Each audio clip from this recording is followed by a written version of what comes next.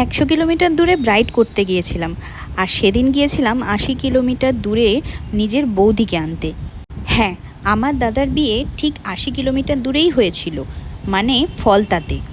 আমার বিয়ের পরে অনেক দিন পর একটা মনের মতো বিয়েবাড়ি পেয়েছিলাম, যে বিয়েতে আমরা সাজগোজ নাচানাচি মন ভরে করেছি।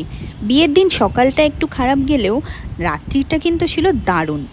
দাদার বিয়ের দিন সকালে প্রচণ্ড বৃষ্টি হচ্ছিল, যার জন্য কোনো ক্লিপসে নিতে পারিনি, তাই রাতের ভিডিওটাই শেয়ার করলাম। বিকেল 5:30টায় বাস ছেড়ে আমরা দাদার শ্বশুরবাড়ি গিয়ে পৌঁছেছিলাম রাত 11টার সময়। পুরো বাস আমরা নাচতে নাচতে গিয়েছিলাম দাদার বউকে আনতে, মানে বিয়ে দেখতে। রাত 11টার সময় গিয়ে তো দেখি বিয়েবাড়ি প্রায় ফাঁকা, যেহেতু অনেকটা গ্রামের ভিতরে ছিল তাই মানুষজন আগেই খাওয়া দাওয়া করে চলে গিয়েছিল। আমরাও প্রায় শেষের দিকের ব্যাচে বসে খাওয়া দাওয়া করে রাত্রি 2টোর সময় বেরিয়ে পড়লাম ওখানে।